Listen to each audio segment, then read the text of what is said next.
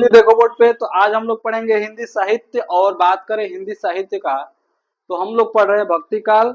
और भक्ति काल की अगर बात किया जाए तो भक्ति काल को हम लोगों ने पढ़ा है कि दो भागों में बांट दिया गया है। ठीक, एक निर्गुण है और एक सगुण है।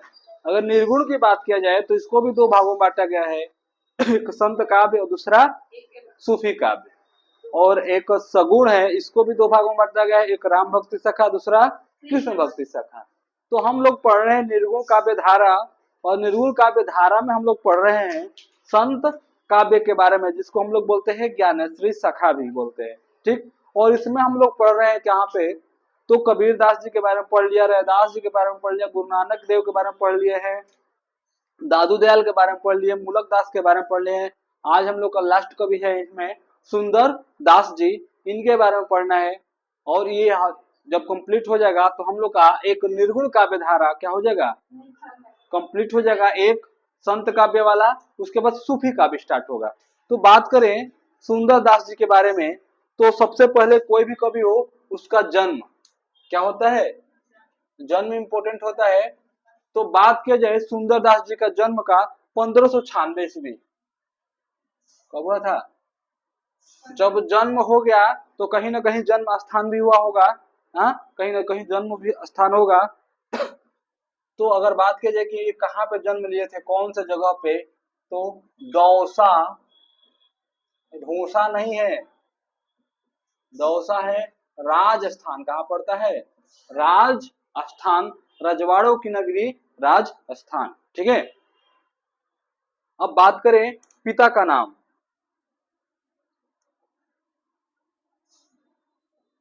इनके पिताजी का नाम क्या था, सुंदरदास जी के पिता का नाम तो था परमानंद, परमानंद,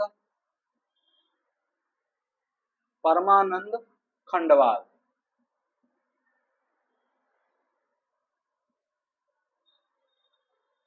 खंडेलवाल, इनके पिताजी का नाम था परमानंद खंडेलवाल। ठीक है, अब बात करें माता का नाम। माता का नाम बहुत जबरदस्त है, ठीक है, डरना नहीं है। माता का नाम है सती, सावित्री नहीं जुड़ा है, बस केवल सती है। ठीक, अब आते हैं जाति, जात से थे ये बनिया, खंडेवाल यानी बनिया जाति के थे। अब आते हैं इनके गुरु का नाम जान लेते हैं, गुरु का नाम क्या है।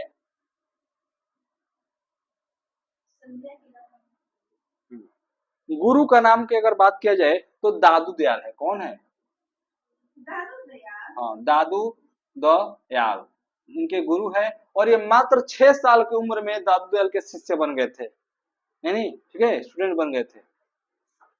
अब मृत्यु की बात करें कि इनकी मृत्यु कब हुई थी, 1689 ईस्वी में इनकी क्या हुई थी, मृत्यु हो गई थी। ठीक, यहाँ तक चीजें क्लियर हुआ। अब आते हैं थोड़ा जान लेते हैं इनकी प्रमुख रचनाएं, सुंदरदास जी की कौन कौन सी प्रमुख रचनाएं हैं।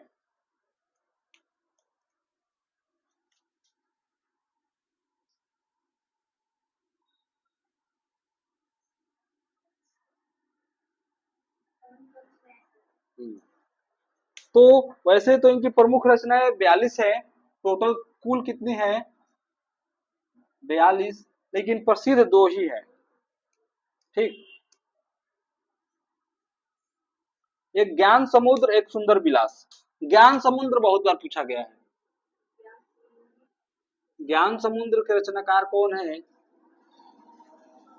सुंदरदास। और सुंदर विलास जो इनकी रचनाएं हैं। ठीक,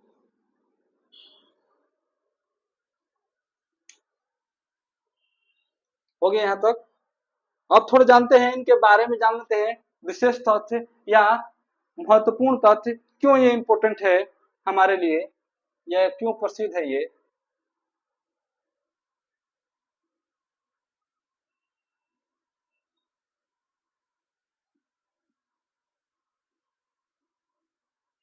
थोड़ा इसके बारे में जान लेते हैं। अगर बात किया जाए कि सुंदर दास के बारे में। तो सुंदर दास जी संत काव्य में या गणेश्वरी सखा में, संत काव्य या गणेश्वरी सखा में, संत काव्य में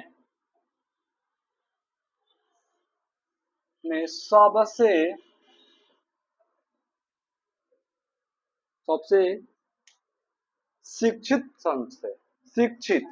शिक्षित मतलब क्या होता है? पढ़े लिखे संत थे। ये 1000 बार क्वेश्चन पूछा गया है यूपी टेट में, सी टेट में, या फिर जितने भी कंपटीशन होती है टीचर वाली जिसमें हिंदी आता है, इसमें पूछा गया है कि भक्ति काल के निणगु काव्य धारा में या संत काव्य में कौन ऐसे कवि हैं जो सबसे ज्यादा पढ़े लिखे हैं। ऑप्शन रहता है कबीर दास, गुरु नानक देव, रैदास, सुंदर दास। तो सब लोग सुंदर दास को सुंदर समझ के कर देगा गलत, लगा देगा कबीर को, नहीं तो कोई लगेगा रैदास को, कोई लगेगा गुरु नानक को, वो भी गलत हो जाएगा। सबसे शिक्षित कौन थे? संत थे, सुंदर दास थे। ठीक। अब सुंदर दास को कोई पसंद नहीं करता है, क्यों नहीं करता है? कोई बताएगा? ये दूसरा पॉइंट एकदम स्टार वाला है, नोट करने वाला है। हाँ, नाम है सुंदर दास लेकिन कोई इनको पसंद नहीं करता है, कह लिए कुछ ना कुछ कारण होगा तभी तो नहीं पसंद नहीं करते हैं। तो लड़कियां नहीं करते हैं, लड़के तो करते ही हैं। हाँ, अब आए रहे लाइन पर। तो ये श्रृंगार के घोर विरोधी थे। सुंदरदास क्या थे? ये श्रृंगार यानी मेकअप, ठीक है, श्रृंगार के घोर विरोधी थे।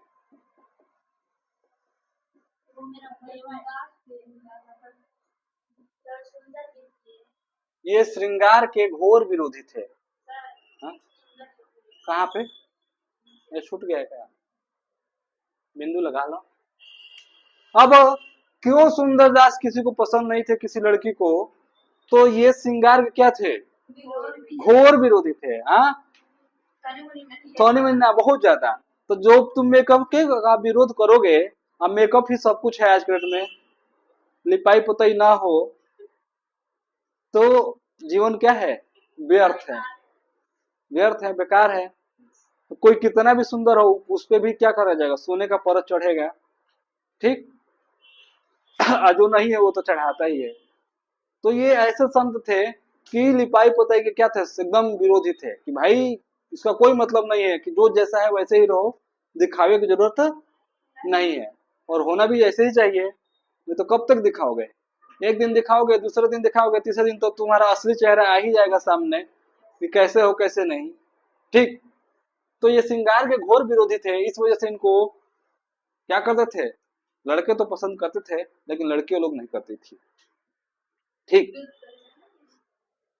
हाँ, आगे अगर बात किया जाए, ये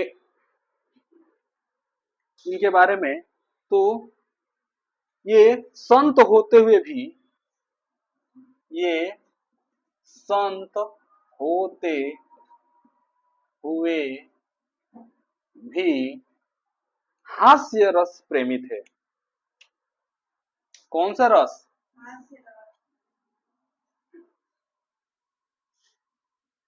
मतलब इनको हंसी ठिठोली क्या थी? पसंद थी। ठीक है, जो तुम लोगों को बिल्कुल पसंद नहीं है। तुम लोग को क्या पसंद है? अरे तुम लोग, हाँ, तुम लोग हास्य रस वाले नहीं हो, विरुद्ध रस वाले हो, विरोध रस वाले। हाँ, दम। ये संत जो थे, संत मतलब कि साधु होते भी बहुत इनको हंसी मजाक इनको क्या लगता था? अच्छा लगता था। ठीक।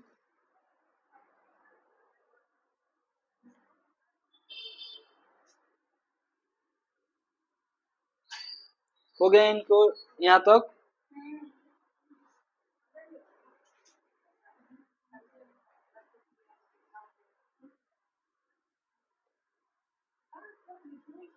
होगी यहाँ तक।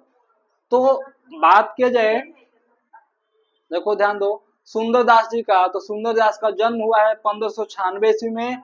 जन्म स्थान है दौसा, राजस्थान। पिता का नाम है परमानंद खंडेल वाल। माता का नाम है सती। जाति है इनकी बनिया। ठीक। अगर बात की जाए गुरु का नाम, तो दादू दयाल है। इनकी मृत्यु की बात की जाए 1689 ईस्वी है। इनकी प्रमुख रचनाएं अगर बात किया जाए तो दू है, ज्ञान समुद्र, सुंदर विलास। इनकी कुल रचनाएं 42 है। विशेष तथ्य में अगर बात किया जाए तो गुरु जो ये थे सुंदरदास जी, संत काव्य में सबसे शिक्षित व्यक्ति थे, पढ़े लिखे व्यक्ति थे। ठीक। ये श्रृंगार के घोर विरोधी थे। इनको श्रृंगार करते होने वाले लोग पसंद नहीं थे। ये संत होते हुए भी, हाँ, सिंपल लोग थे, पसंद थे। संत होते हुए भी ये हास्य रस के क्या थे, प्रेमी थे। तो आज हम लोग का निर्गुण काव्य धारा का एक जो चैप्टर है ज्ञानेश्वरी शाखा या संत शाखा, उसको हम लोगों ने कंप्लीट कर लिया है। ठीक। अगला जो हम लोग को पढ़ना है प्रेम मार्ग शाखा। किसके बारे में पढ़ना है? हाँ, तो प्रेम वाला मार्ग वाला, इसमें तो बहुत ज्यादा इंटरेस्ट आएगा, आई नो दैट। हाँ, तो प्रेम मार्ग शाखा को बोला गया है सूफी काव्य। क्या बोला गया है? इसी को हम लोग अगले क्लास में पढ़ेंगे, सूफी काव्य के बारे में। आज के लिए बस इतना ही।